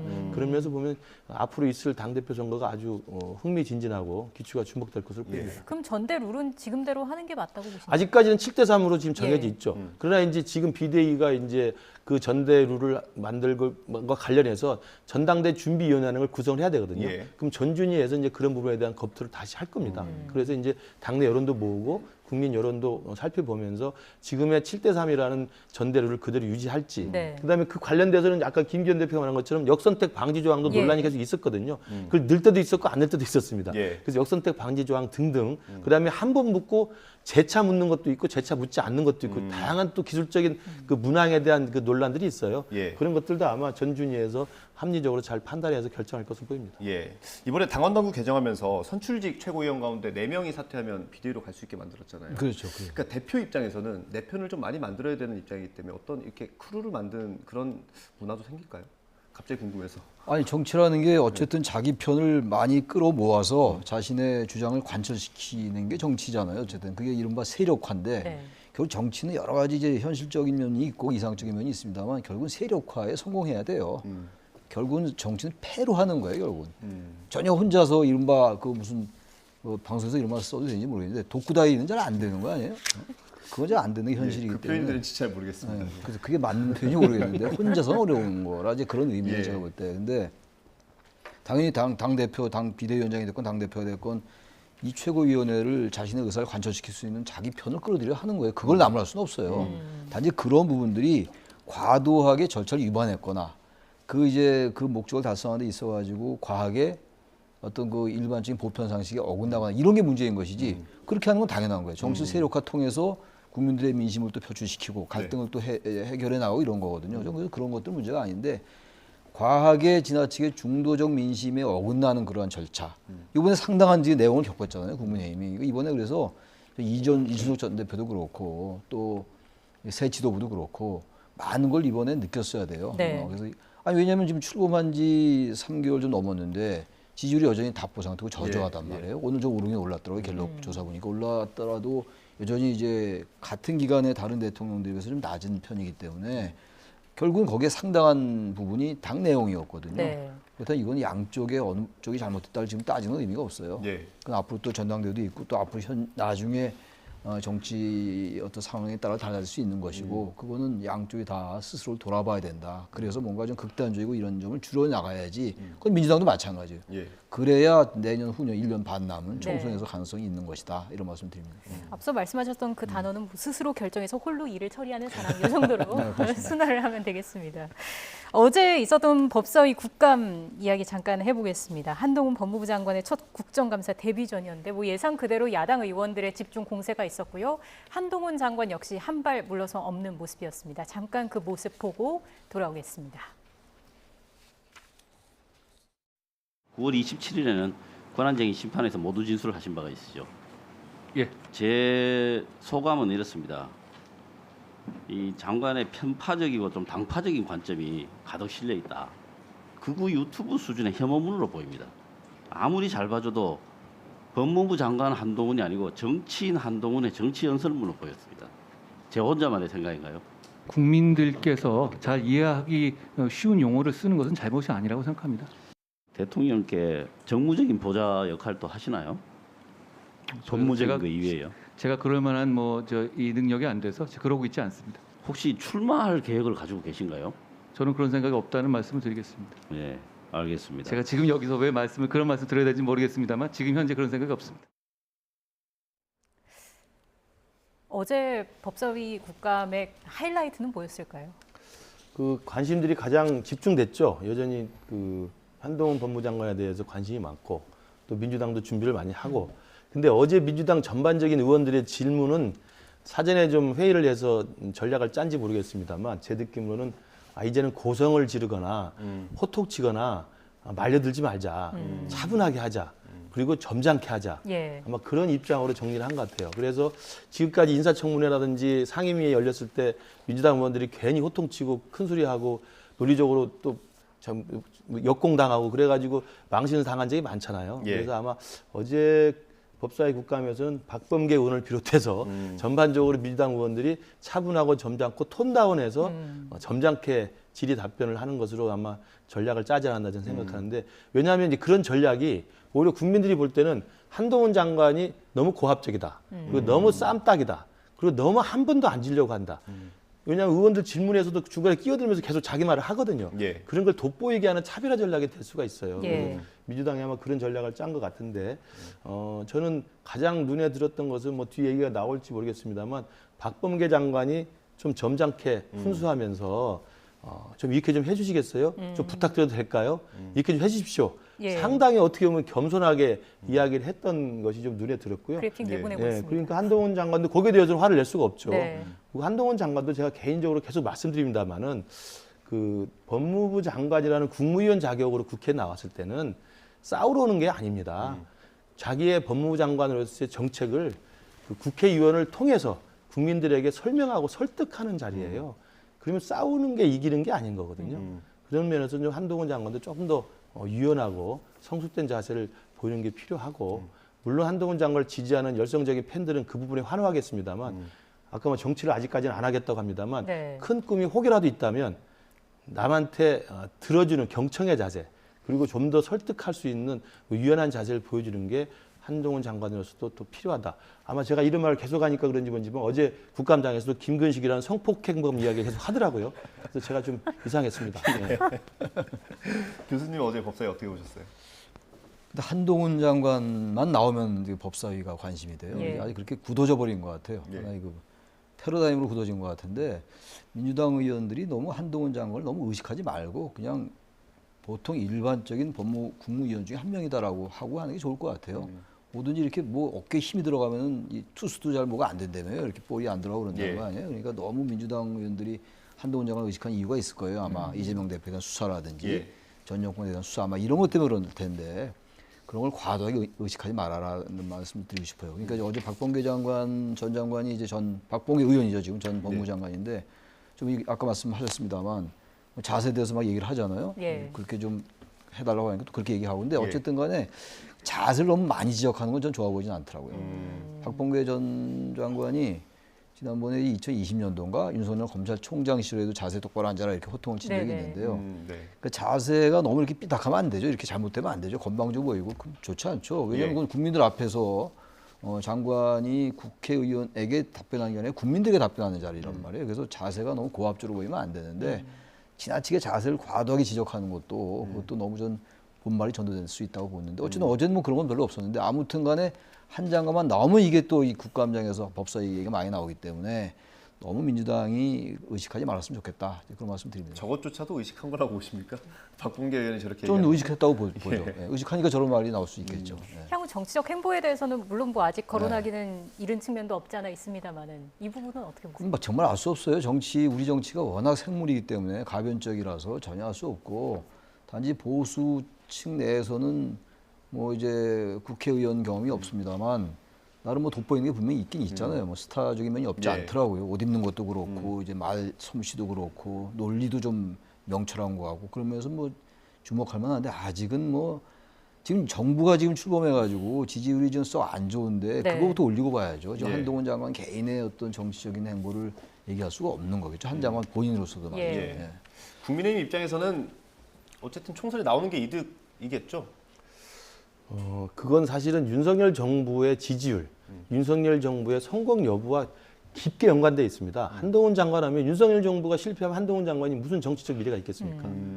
윤석열 정부가 성공하면 아 그래 잘했다. 그러면 똑같은 검찰 출신의 똑똑한 한동훈 장관 또 한번 생각해 보자 라는 여론이 형성될 수 있지만 윤석열 정부가 지지율이 힘들어지고 또 총선에서도 만약에 힘든 상황이 되고 윤석열 정부가 성공을 하기가 힘들게 된다면 한동훈 장관이 혹여라도 큰 꿈을 가지고 있다면 이루기 자체가 힘들어요. 그러니까 아까 말씀하신 대로 한동훈 장관은 지금 법무장관으로서 국무위원으로서 국민들에게 자신의 정책을 설명하고 설득하고 여야 국회의원들에게도 좀 더 겸손하고 너른 자세, 쌈딱 이미지 말고 이준석 대표가 지금 이 지경 온 게 무엇입니까? 정치라는 것은 정치의 본령이 갈등하고 투쟁하는 권력의 의미가 있지만 정치의 또 다른 더 큰 본령은 포용하고 협치하고 양보하고 타협하고 설득하는 겁니다. 그걸 한동훈 장관이 잘 알아주길 바랍니다. 그런 의미에서 오늘 나온 여론조사 지지율 좀 보겠습니다. 오늘 갤럽 여론조사 결과가 나왔는데요. 긍정평가가 5%포인트 올랐더라고요. 이거 어떤 요인이 작용했다고 보십니까? 몇 가지 이유가 있는 것 같아요. 이제 그동안 국민의힘의 지지율이, 대통령 지지율이 이제 워낙 저조했고, 이른바 그 이제 순방 외교 논란, 비속어 논란이라고도 합니다만, 그 부분에 대해서 이제 어느 정도 피로감이 생겼어요. 그리고 이제 그 이슈가 서서히 내려가 없어지고 있어요. 지금 다른 이슈가 또 나오고 있고, 우리 정치가 항상 그랬던 거 아니겠어요? 국면이 바뀌고 있는 거고, 아마 그런 부분이 첫째가 있는 것 같고, 하나의 반등인 거죠. 그러니까 그래서 보수층들도 이제 계속 이렇게 내려가면 안 되겠다는 위기의식이 있었을 거고, 또 하나 문제가 전 최근에 북한의 도발이 전 영향을 좀 끼친 것 같아요. 북한이 지금 계속 미사일 발사하잖아요. 그런 부분들은 지금 뭐 정부가 잘못해서 그러는 건 아니란 말이에요. 저는 이거 뭐 이념적인 부분을 접근한 문제는 아니기 때문에 아마 그런 부분들 때문에, 예를 들어서 대외적인 위기나 어떤 재난 이런 것들이 있을 때는 되게 정부에 대한 지지율이 올라가요. 대체로. 지금 같은 경우 아주 위기 상황 아니에요? 북한이 지금 과도하게 미사일을 쏘고 있잖아요. 지금 얼마 있으면 SLBM도 쏘고 뭐 ICBM도 쏠 거다. 뭐 핵실험 얘기도 나오고 있는 상황이기 때문에 아마 그런 점도 좀 작용했을 것 같아요. 이 부분에 대해서 윤석열 대통령이 아무튼 단호하게 대응하겠다 이런 얘기를 하고, 또 우리 전투기도 뜨고 이런 부분들이 오히려 지지율 반영에 좀 긍정적으로 작용한 게 아닌가라는 생각이 듭니다.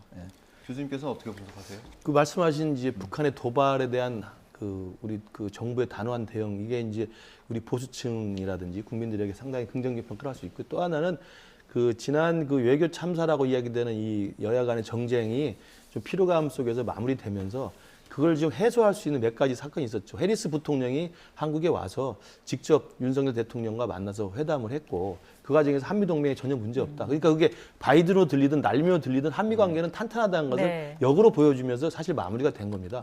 그리고 최근에는 바이든 대통령이 친서까지 보내서 IRA, 인플레 감축법에 대해서 걱정하지 마라. 열심히 한미동맹에 기초해서 한국의 우려를 풀어보겠다라고 사실은 굉장히 높은 수준의 한미 간의 신뢰를 보여줬고, 인플레 감축법에 대해서 긍정적인 답변을 준 겁니다. 그리고 이제 북한의 이 핵도발이 있기 때문에 한미일 안보 협력이 또 생긴 거죠. 그리고 아베 국장의 또 한덕수 총리가 가서 기시다 총리를 만났고, 어제는 기시다 총리와 윤석열 대통령이 또 전화 통화도 하고, 그래서 외교 참사라고 야당이 공백했던 부분들에 대해 동조했던 분들도 이 정도면 한미 관계 탄탄하고 한일 관계 나아지는 거 아니야. 네. 그리고 한미일의 안보 협력이 굉장히 잘 되고 있다라는 생각으로 오히려 막말 논란이라고 하는 그 외교적 부분이 성과로 마무리되는 국면이어서 저는 반등하지 않았나 이렇게 생각합니다. 마지막으로 이제 다음 달 G20 정상회의 순방도 있잖아요. 철저하게 준비를 해야 할 것 같아요. 진짜 잘해야죠. 이제 해외 순방 가면은 자꾸 이제 그런 여러 가지 논란이 있으니까 네. 이번에는 그런 찡긋에서 벗어나야 될 것 같아요. 그리고 어쨌든 한미 동맹이 탄탄하다는 게 지금 말씀처럼 이제 그 미국에서 확실하게 그야말로 확인을 해줬기 때문에 더 이제 자신감 가지고 할 수가 있죠. 그리고 저는 그래서 이 외교가 됐건 국내 정치가 됐건 기본적으로 말만 좀 이렇게 조심하게 하고 그리고 특별하게 실수가 없으면 올라갈 수 있어요. 해외 순방은 웬만하면 올라가거든요. 근데 이제 지난번에 말 때문에 그렇게 됐던 건데 그 부분만 좀 조심한다면 크게 문제가 없지 않을까. 그러나 어쨌든 간에 이게 지금 워낙 외교 문제에 있어가지고 민감하기 때문에 이제 이게 지금 외교가 우리 국내 정치에 굉장한 영향을 주고 있잖아요. 이번에 특히 몇 주 동안 그랬는데 이번에 그런 점을 충분히 대통령실이 인식을 하고 너무 과도하게 성과주의로 하지 말고 성과나 홍보에 지나치게 집착하다 보면 자꾸만 실수가 생기거든요. 과도하게 성과에 집착하지 말고 그냥 평심을 가지고 정도를 가라. 그런 말씀 드리고 싶습니다. 교수님 마지막으로 대통령실에 하시고 싶은 고언이 있을까요? 이제 당도 정리가 됐고요. 집권 여당의 내용이 좀 수습이 됐기 때문에 이제는 대통령 본인과 대통령실이 이제는 이 남은 기간을 사실 이제 임기 초반인데도 불구하고 지금 굉장히 어려운 지경이었잖아요. 그러면 대통령 본인, 그다음에 대통령을 모시는 대통령실에서 대통령이 성공적인 대통령으로 기록될 수 있도록 그리고 윤석열 정부가 성공할 수 있도록 정말 다시 스스로 점검하고 내부를 좀 챙겨보는 그런 좀 자성과 성찰의 시기를 갖기를 바랍니다. 네, 알겠습니다. 여기서 마무리하겠습니다. 최창열 용인대 교수, 김근식 경남대 교수 두 분과 함께했습니다. 고맙습니다. 고맙습니다. 고맙습니다.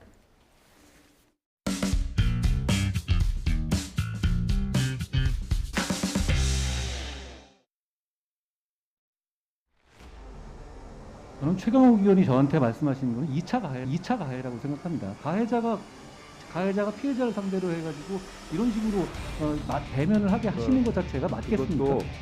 저는 장관님 입에서 2차 가해라는 말이 나와서 좀 황당했었습니다. 피해자 한동훈이 아니라 기관장 한동훈을 출석시켰는데도 시종일관 공인이 아닌 사인처럼 행동하셨다는데 제가 문제를 느꼈었고요.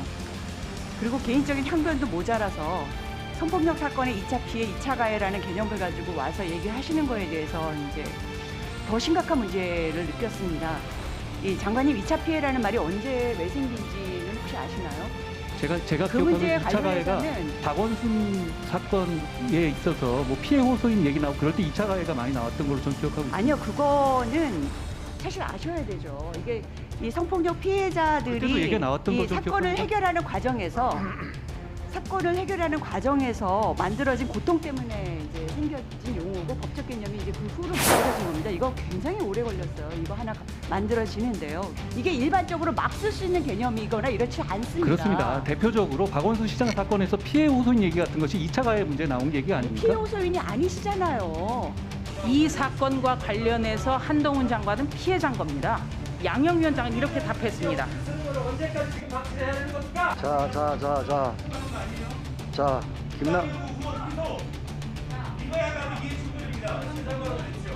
김남국 의원. 조진현이 사과하는 얘기죠. 내가 왜 사과하느냐. 김남국 의원님. 권인수 본인의 질의를 왜곡해서 조진현이 정치를 정세를 한 건데 그만하시고. 김남국 의원님. 오늘 좀 과하십니다. 아니, 김동욱 위원장이냐 참네. 김남국 위원장님.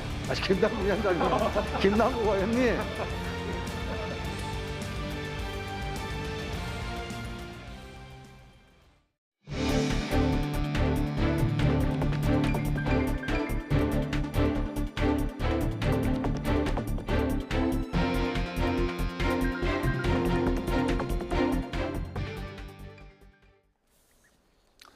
한미는 오늘부터 이틀 동안 동해 공해상에서 연합 방위 능력 향상을 위한 해상 연합 기동 훈련을 진행합니다.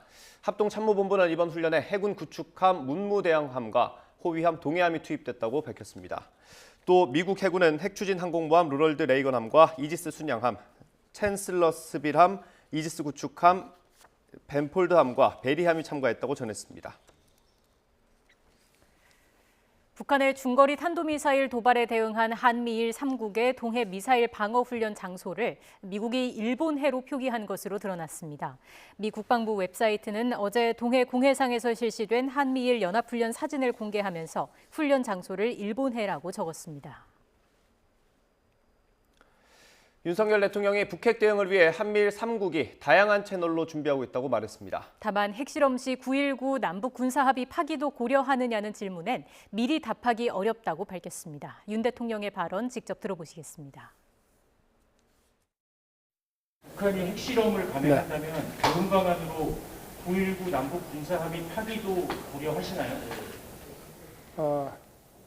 하여튼 이 안보 북핵 대응을 해나가는 그 안보협력 3개국이 외교부 또 안보실 이런 다양한 채널들을 가동을 해서 거기에 대한 대응 방안을 아주 차근차근 준비를 해나가고 있습니다. 미리 말씀드리기는 좀 어려울 것 같습니다. 기시다 총리하고 북한 탄도미사일 관련해서 좀 통화를 좀 나눴고요.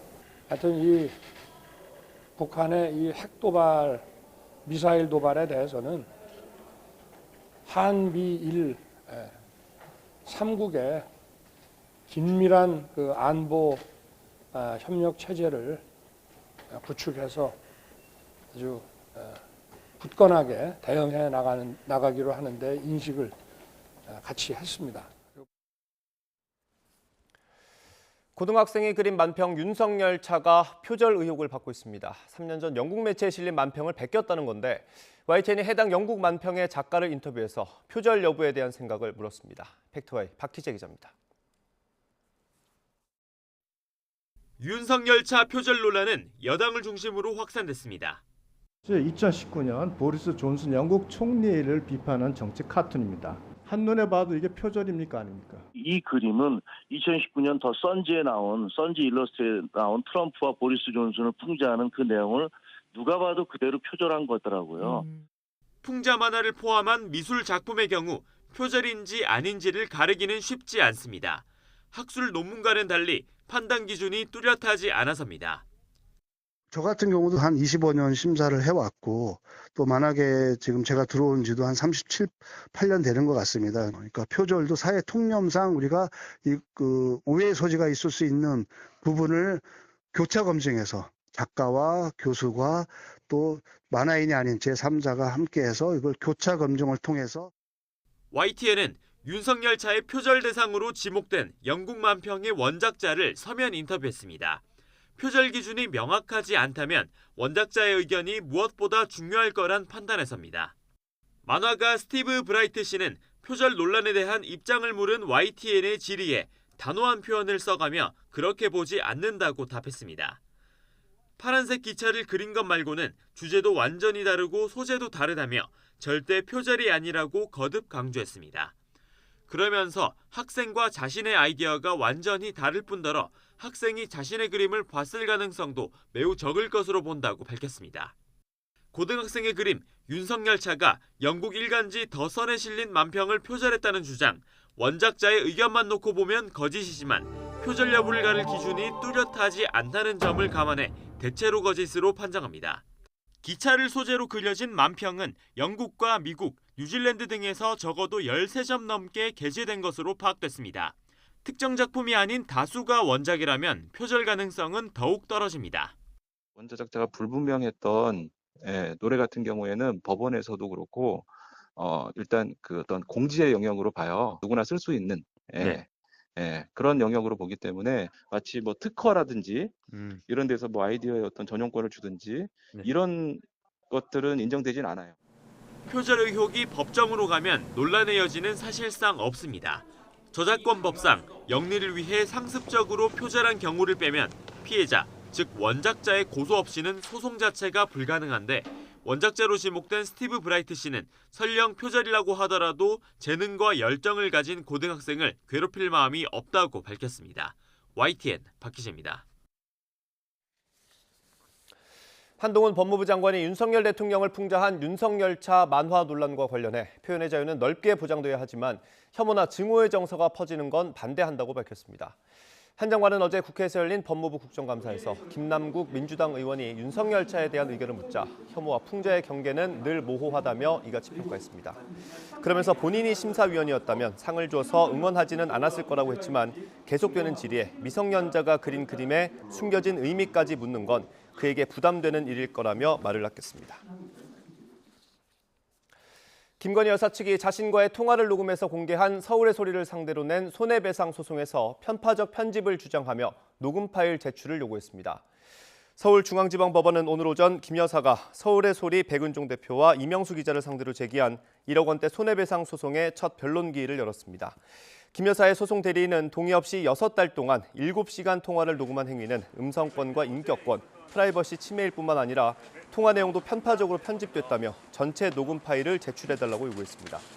서울의 소리 측은 적법한 취재 행위였고 파일 제출은 앞선 가처분 신청 사건에서도 받아들여지지 않았다며 이미 거의 모든 통화 내용이 방송됐기 때문에 제출할 수 없다고 반박했습니다.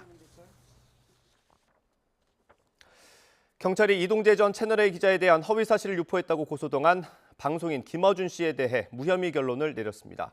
서울 성북경찰서는 지난 4일 허위 사실에 의한 명예훼손 혐의로 고소된 김 씨를 증거 불충분으로 불송치했습니다.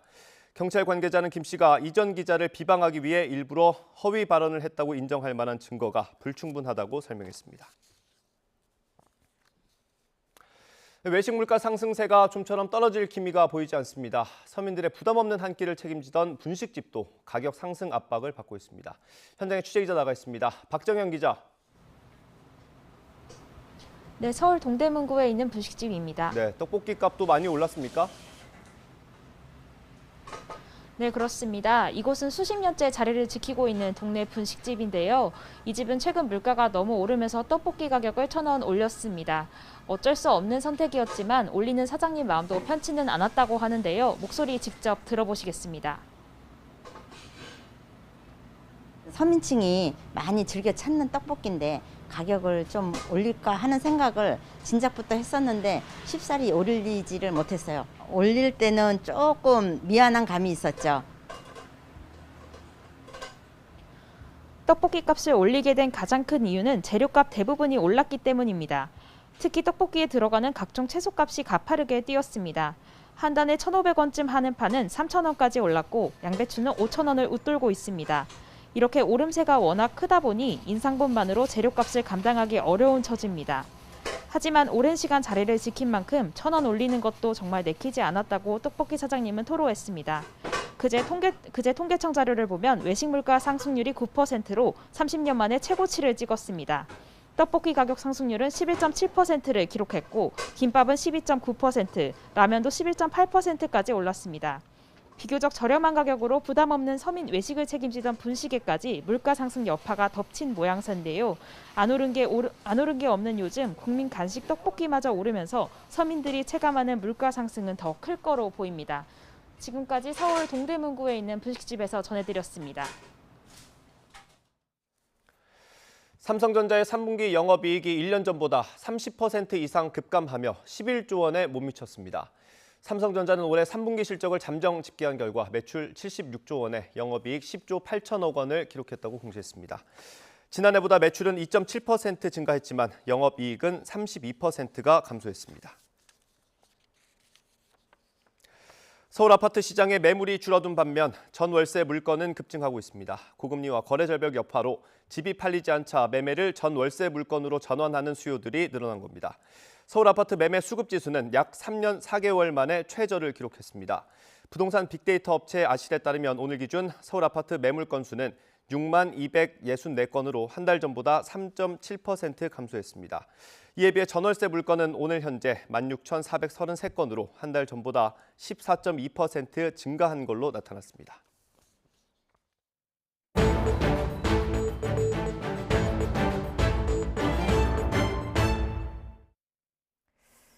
원전에는 외부로부터 전기 공급이 끊기는 비상 상황에 가동되는 디젤 발전기가 있습니다. 원전 안전의 최후의 보루라고 불리는데요. 이 비상 디젤 발전기가 있는 곳의 소화 설비 때문에 비상시에 디젤 발전기가 제 역할을 하지 못할 수 있다는 지적이 나왔습니다. 취재기자 연결해서 자세한 내용 알아보겠습니다. 김진두 기자. 네, 김진두입니다. 네, 어떤 소화 설비가 설치돼 있길래 비상 디젤 발전기 기능에 문제가 생길 수도 있다는 겁니까? 네, 국내 27기 원전 중 20기 원전의 비상 디젤 발전기가 있는 곳에는 이산화탄소로 작동되는 소화 설비가 설치되어 있습니다. 영하 78.5도의 극저온 이산화탄소, 그러니까 드라이아이스를 분출해 불을 끄는 장비입니다. 그런데 만일 불이 나거나 소화 설비가 오작동할 경우 극저온 소화 설비가 가동되면 내부 온도 역시 크게 떨어질 수밖에 없습니다. 이런 상황에서 비상 디젤 발전기가 제대로 가동될 수 있을지 의문입니다. 그런데 이런 조건을 가정한 가동 시험은 단 한 차례도 없었습니다. 근데 이런 우려가 있다면 소화 설비를 굳이 이산화탄소를 쓸 필요가 없을 것 같은데 다른 소화 설비는 없는 겁니까? 네, 다른 소화 설비도 있습니다. 이산화탄소 외에 물이 사용되는 스프링클러 소화 설비가 있습니다. 초기 원전에는 스프링클러 방식이 대부분 사용이 됐는데 한빛 3, 4, 5기 이후 경수로 원전은 모두 이산화탄소 소화 설비를 쓰기 시작했습니다. 그런데 가장 최근에 지어진 신고리 5, 6호기부터는 다시 물이 사용되는 스프링클러 방식이 도입이 됐습니다. 이산화탄소 소화 설비가 극좋은 환경이 된다는 단점 외에 오작동 시에 인명사고의 위험도 크다는 단점 때문입니다. 타당한 이유 없이 이산화탄소 소화 설비로 바꿨다가 다시 물을 쓰는 방식으로 바꾼 것입니다. 당국과 원전 사업자는 어떤 입장인가요? 네, 우선 이산화탄소가 나온 극저온 상황에서 비상 디젤 발전기 시험을 한 적은 없다고 시인을 했습니다. 다만 비상 디젤 발전기가 영하 20, 30도의 환경에서 가동된다는 장비 공급사의 보증이 있었고 또 비상 디젤 발전기는 2대가 설치돼 있어서 원전 안전에 문제는 없을 것이라고 해명을 했습니다. 하지만 공급사의 공업만으로 원전 안전이 보장되는 것은 아니고 또 화재가 아니라 소화 설비의 오작동은 동시에 발생할 수 있다는 것이 원자력 안전 전문가들의 지적입니다. 지금까지 YTN 김민우입니다. 전남 담양에 있는 제지업체 한솔 페이퍼텍에서 사망 사고가 잇따르고 있습니다. 지난 2월 화물차에 깔려 운전사가 숨진 데 이어 최근에는 지붕을 수리하던 50대도 추락해 변을 당했습니다. 공장 측이 외부에 지붕 수리를 맡겼는데 적절한 안전 조치가 없었습니다. 보도에 오선열 기자입니다. 사망 사고가 난 현장입니다. 낡을 대로 낡아 녹슨 지붕에 지름 1m 크기의 구멍이 뻥 뚫려 있습니다. 지붕을 고치던 53살 A씨는 지난달 22일 오후 3시쯤 10m 아래로 떨어졌습니다. 사고 당시 현장에는 추락을 방지할 수 있는 안전 그물망도 설치돼 있지 않았습니다. 크게 다친 A씨는 병원으로 옮겨져 치료를 받았지만 숨졌습니다. 일단 지원 많이 받아.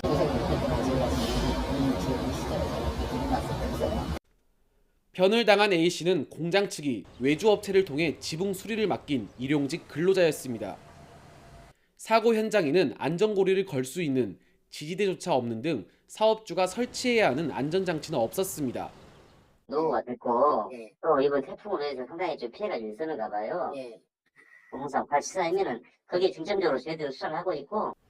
한솔 페이퍼텍에선 지난 2월에도 짐을 내리던 화물차가 갑자기 넘어지면서 60대 운전자가 깔려 숨졌습니다. 당시 어찌된 일인지 대형 유압식 징카는 떨어져 나간 상태였습니다. 눈으로 봐도 기본적인 조치조차 되지 않는 이런 상황에서 사망사고가 발생하는 이런 일들이 특히나 중소사업장에서 끊이지 않고 발생하는 게 지금 현실이거든요. 기본적인 안전에 대한 인식이 바로 잡히지 않고서는 더 이런 안타까운 사고들이 줄지 않을 거라고. 경찰과 고용노동부는 패널을 건네받다가 추락했다는 동료 작업자의 진술을 토대로 안전수칙 준수 여부와 계약관계 등을 조사하고 있습니다. YTN 오선열입니다.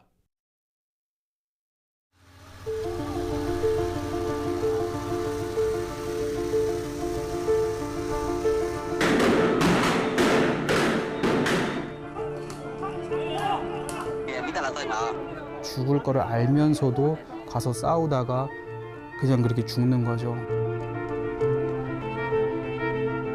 독립적으로 비판적으로 의사 판단을 하고 역사를 아는 사람들, 권위주의 리더들이 가장 두려워하는 사람들일 수 있을 것 같아요.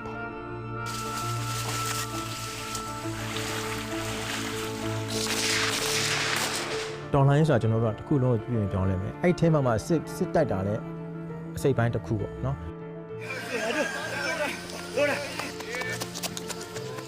ကိုလည်းအဲ့လိုမျိုးမတည်ချင်ဘူးလေအသက်ဆုံးရှုံးမဆုံးရှုံးလိုက်ရှင်ဒီလိုဆန္ဒပြလေးတစ်ခုလည်း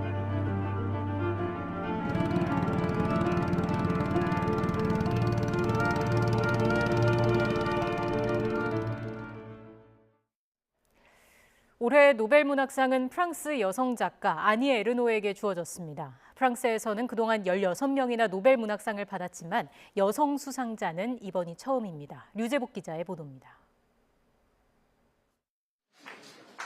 직접 겪지 않은 허구는 쓰지 않는다는 좌우명처럼 에르노의 수상 소감 역시 생활 한가운데 있는 그대로입니다. J'étais dans la cuisine, oui, mais parce que je voulais être sûre et donc d'écouter la radio.